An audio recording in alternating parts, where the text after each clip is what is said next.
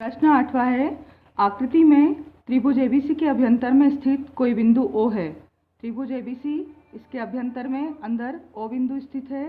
OD लंब है BC पर, OF लंब है AB पर और OE लंब है AC पर। आपको दर्शाना है OA square plus OB square plus OC square minus OD square minus OE square minus OF square बराबर होता है AF वर्ग प्लस BD वर्ग प्लस C वर्ग के। और दूसरा AF वर्ग प्लस BD वर्ग प्लस C वर्ग बराबर होता है AE के वर्ग प्लस CD के वर्ग प्लस BF के वर्ग के।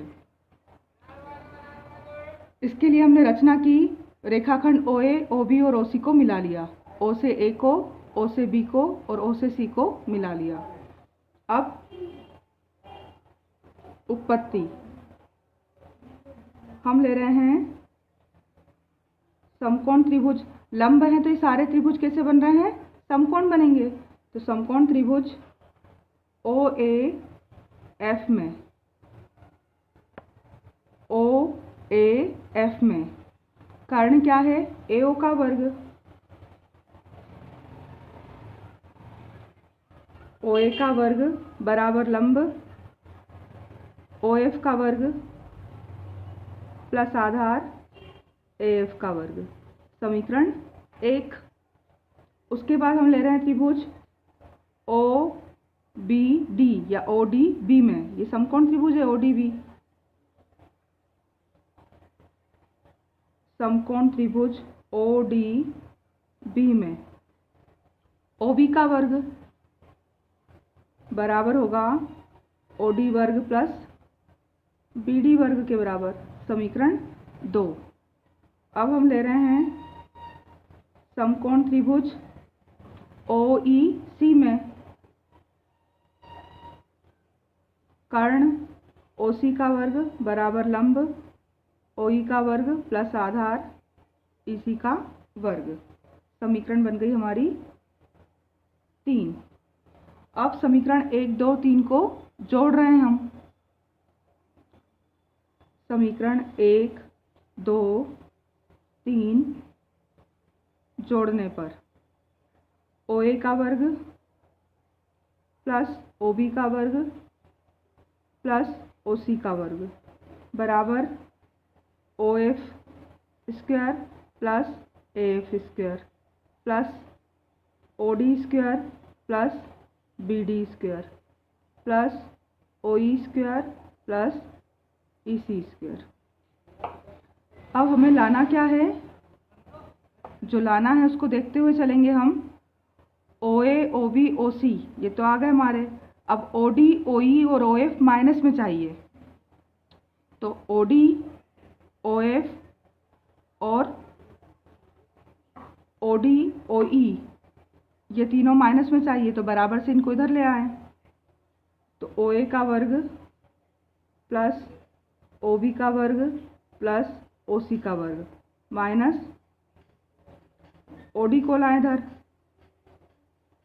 फिर माइनस OE को उधर ले गए और माइनस OF को उधर ले गए।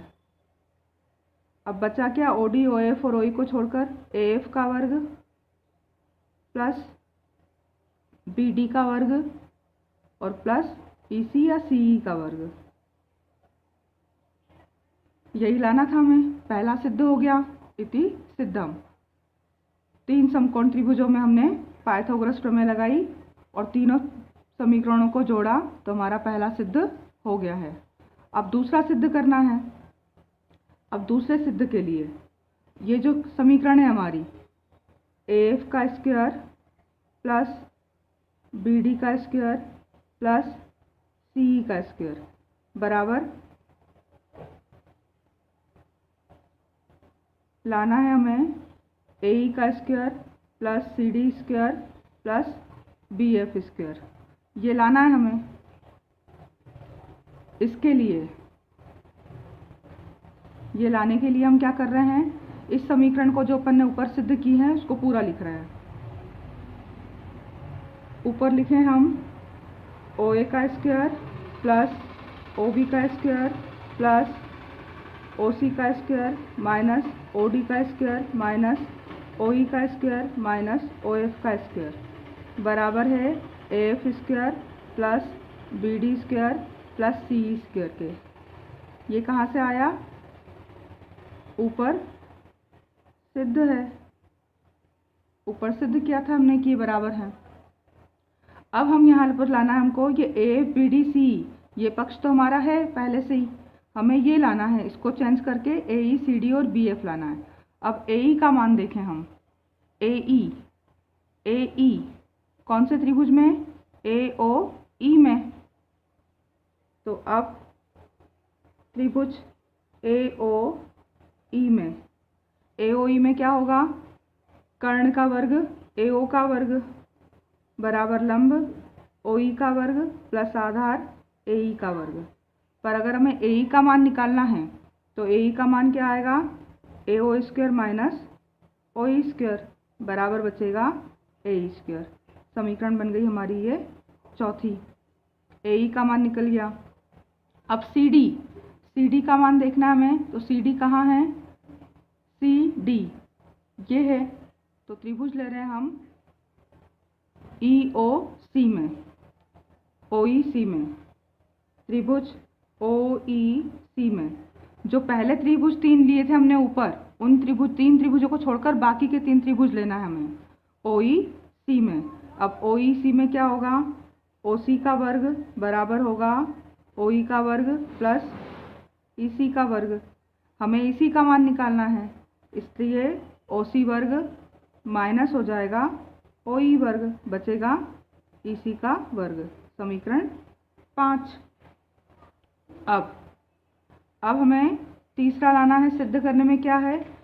AE का मान निकल गया हमारा, ये AE CD जो लाना है उसका मान निकालना है और BF का मान निकालना है। AF BD CE ये हमारे पास हैं, हमें लाना है AE CD और BF। तो CD लाना है तो ODC में, इस त्रिभुज में नहीं, हम ले रहे हैं त्रिभुज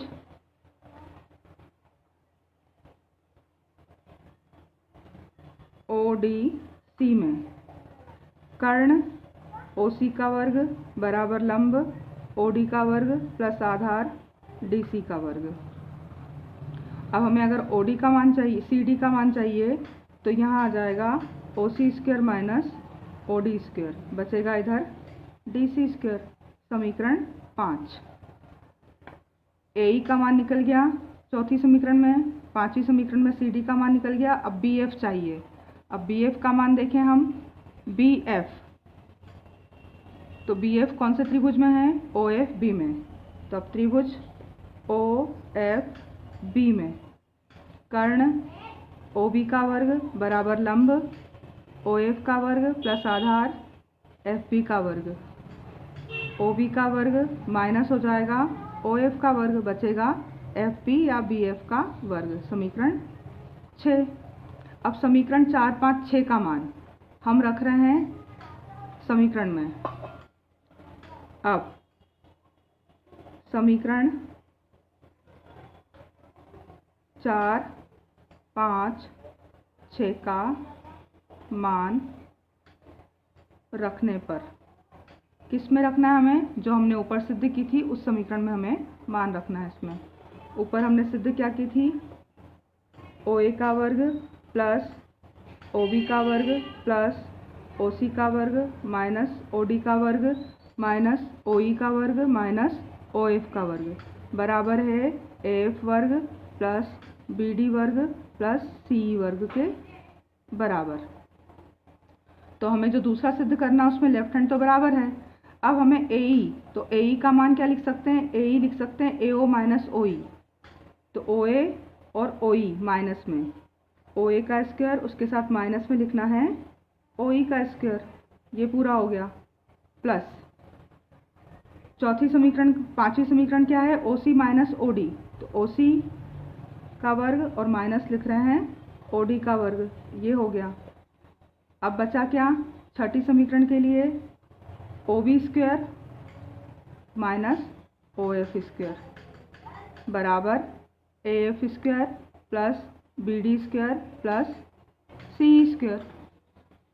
OA माइनस OE को क्या लिख सकते हैं हम? OA माइनस OE का मान समीकरण 4 से क्या आया? इसके स्थान पर हम लिख सकते हैं AE²। तो इसको लिख दिया हमने AE का स्क्वायर। OC माइनस OD का स्क्वायर को क्या लिख सकते हैं हम? DC²। और OB माइनस OA को लिख सकते हैं FB या BF का स्क्वायर बराबर AF² plus BD² plus C²। दूसरा यही हमें सिद्ध करना था। तो पहला सिद्ध हमारे 3 समकोण त्रिभुजों को जोड़ने पर आया, और दूसरा सिद्ध जो पहला सिद्ध किया था उसी में दूसरे 3 समकोण त्रिभुजों से समीकरण बनाई और उनके मान रखे हमने। तो ये दूसरा सिद्ध हो गया हमारा। सवाल है हमारा, 10 मीटर लंबी एक सीढ़ी एक दीवार पर टिकाने पर, सीढ़ी है 10 मीटर, ये दीवार है, इस पर टिकाने पर 8 मीटर ऊंची खिड़की तक जाती है। अब दीवार के आधार से सीढ़ी की दूरी आपको ज्ञात करनी है। माना कि खिड़की से धरती की ऊंचाई 8 मीटर है, जहां खिड़की है AB। AC सीढ़ी की लंबाई है जो 10 मीटर है, और आपको BC निकालना है। तो हम लेते हैं समकोण त्रिभुज ABC में पाइथागोरस प्रमेय से कर्ण AC का वर्ग लंब AB का वर्ग प्लस आधार BC का वर्ग। AC दे रखा है 10 का वर्ग, AB 8 का वर्ग और BC हमें निकालना है।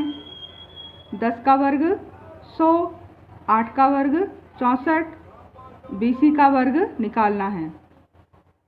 तब 100 में से अगर 64 घटाया, पक्षांतर किया, तो बचेगा हमारा BC का वर्ग। 100 में से 64 गए, 10 में से 4 गए 6, 9 में से 6 गए 3, 36 बराबर BC का वर्ग। 36 होता है 6 का वर्ग, और यहाँ BC का वर्ग, वर्ग से वर्ग कट गए, BC बराबर आ गया 6 मीटर। यानी दीवार से सीढ़ी की दूरी कितनी है? 6 मीटर है। 10वां सवाल है, 18 मीटर ऊंचे एक ऊर्ध्वाधर खंभे के ऊपरी सिरे पर एक तार का सिरा जुड़ा हुआ है। 18 मीटर का एक खंभा है, इसके ऊपरी सिरे पर एक तार का सिरा जुड़ा हुआ है और दूसरा सिरा एक खूंटे पर जमीन पर बंधा हुआ है। अब ये जो तार की लंबाई है आपकी 24 मीटर दे रखी है और तार एकदम तना हुआ है। अब आपको निकालना है इस खूंटे से, जमीन पर जो खूंटा है उस पे से खंभे की दूरी BC आपको ज्ञात करनी है। प्रश्न 9वां भी इसी तरह का किया था हमने। हम लेंगे समकोण त्रिभुज ABC में पाइथागोरस प्रमेय से जब भी दीवार हो, सीढ़ी हो, तो दीवार सीधी होती है और जमीन पर तो ये 90 डिग्री का कोण बनाती है, त्रिभुज समकोण त्रिभुज ही होगा। कर्ण का वर्ग AC का वर्ग लंब AB का वर्ग प्लस आधार BC का वर्ग। AC दे रखा है आपको 24 का वर्ग, AB 18 का वर्ग और BC हमें निकालना है। 24 का वर्ग कितना होता है? 576। 18 का वर्ग 324, 18 गुणित 18 और BC का वर्ग। अब 576, उसमें से हम 324 घटाएंगे तो बचेगा BC का वर्ग। 6 में से 4 गए 2, 7 में से 2 गए 5 और 5 में से 3 गए 252। अब 252 किसी का पूर्ण वर्ग नहीं होता है, तो 252 के हम गुणनखंड करेंगे तो ये गुणनखंड आएगा 2 गुणित 2, 3 गुणित 3 और गुणित 7। ये आ जाएगा BC। वर्ग हटाया तो करनी लग गई, 2 बाहर निकला 3 बाहर निकल गया, पर 7 पे करनी लगी रहेगी, तो 2 तिया 6 करनी 7। ये आया BC का मान। यानी कि हमसे जो पूछा था खंबे के आधार से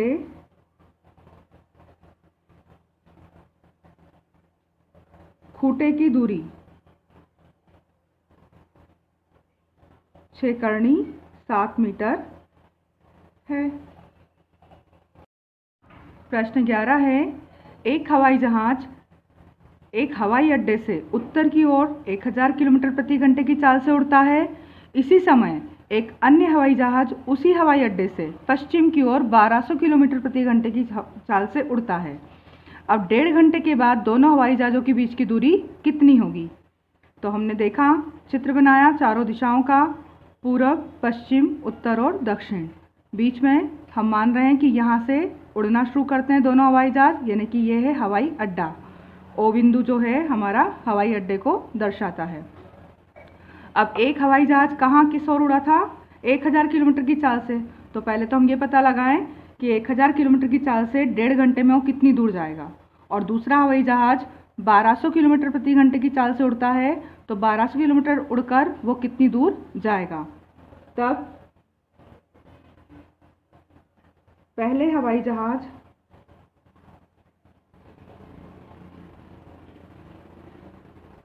द्वारा उत्तर की ओर 1.5 घंटे में तय दूरी बराबर क्या होती है? चाल गुणित समय। मान लेते हैं हम उत्तर की ओर, पहला हवाई जहाज उत्तर की ओर जा रहा है, तो यहाँ तक पहुँचा होगा वो ए बिंदु तक उड़कर। तो ओ ए जो दूरी है हमारी, दूरी बराबर क्या आएगा? चाल 1000 किलोमीटर प्रति घंटा और समय है 1 से ही 1/2। चाल गुणित समय,